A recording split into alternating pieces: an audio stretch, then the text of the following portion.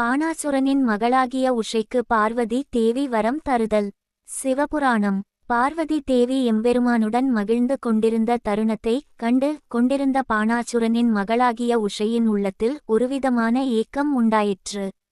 அதாவது தன்னை நேசிக்கும் நாயகன் ஒருவர் இருந்திருந்தால் இச்சூழலானது எவ்வளவு இன்பமாக இருந்திருக்கும் என எண்ணினாள். மேலும் எப்பொழுது அந்த நாள் வருமோ என தன் மனதில் எண்ண அகத்தின் அழகு முகத்தில் தெரிவது போல் அதுவரை மகிழ்ச்சியாக இருந்த முகமானது வாடியிருந்தது. அங்கு குழுமியிருந்த அனைவரின் முகத்திலும் மகிழ்ச்சி மலர்ந்திருக்க உஷையின் முகத்தில் மட்டும் கவலையும் சஞ்சலமும் காணப்பட்டதை பார்வதி தேவி கவனித்தார்.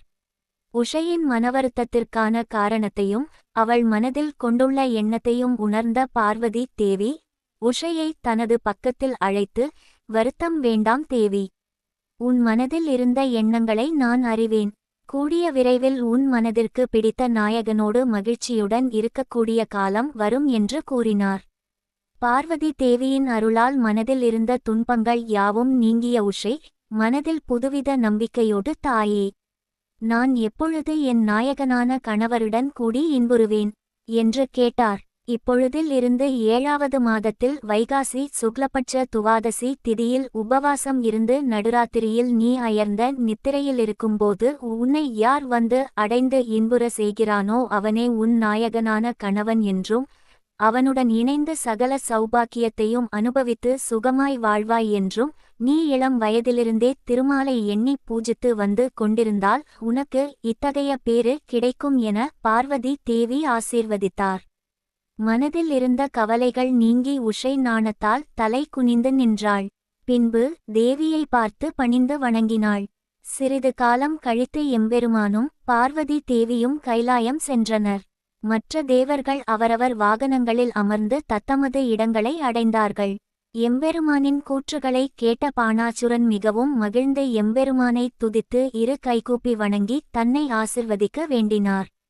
எம்பெருமானும் அவரை ஆசிர்வதித்து பின்மறைந்தார்.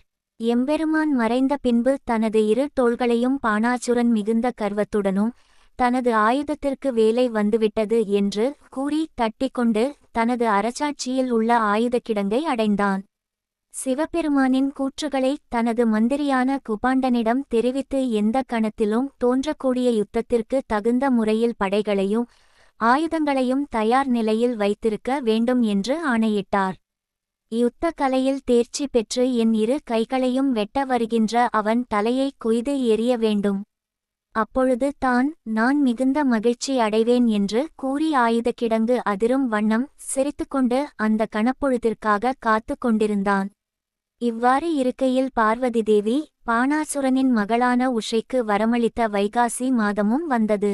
இந்த மாதத்தில் பெருமாளின் அருளை எண்ணி பெருமாளுக்காக உபவாசமிருந்து திருமாலை பூஜித்து அணிகலன்களால் அலங்கரித்துக் கொண்டு அந்தப்புரத்தில் பார்வதி தேவி அளித்த வரத்தினை எண்ணி தன்னை அடைந்து இன்புற செய்யும் தனது நாயகனை மனதில் நினைத்து அயர்ந்து தூங்கிக் கொண்டிருந்தாள் உஷை. பார்வதி தேவி அவருக்கு அளித்த வரத்தின்படி தனது காரியங்களை நிறைவேற்றத் தொடங்கினார்.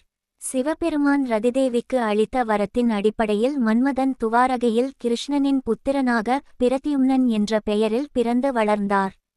பிரத்யும்னன் மகனான அனிருத்தனே உஷைக்கு ஏற்ற துணைவனாக இருப்பான் என்று தீர்மானித்த பார்வதி தேவி அவ்விருவரையும் ஒன்று சேர்க்க எண்ணினார்.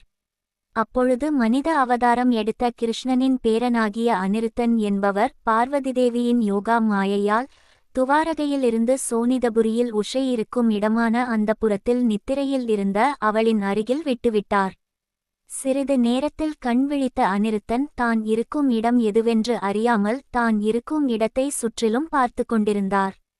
அவ்வேளையில் தனது அருகில் இதுவரை காணாத அப்சரஸ் தேவதைகளை விட அழகில் உயர்ந்தவராகவும் சந்திரனை விட எழில் கொண்டவராக உள்ள பதுமையை கண்டதும் தன்னிலை மறந்தார். இது போன்ற எழில் கொண்ட பதுமையை நான் கண்டதே இல்லை என எண்ணி தனது சிந்தனைகள் யாவற்றையும் அவளின் மீது ஒரு முகப்படுத்தி கண்டு கொண்டிருந்தார்.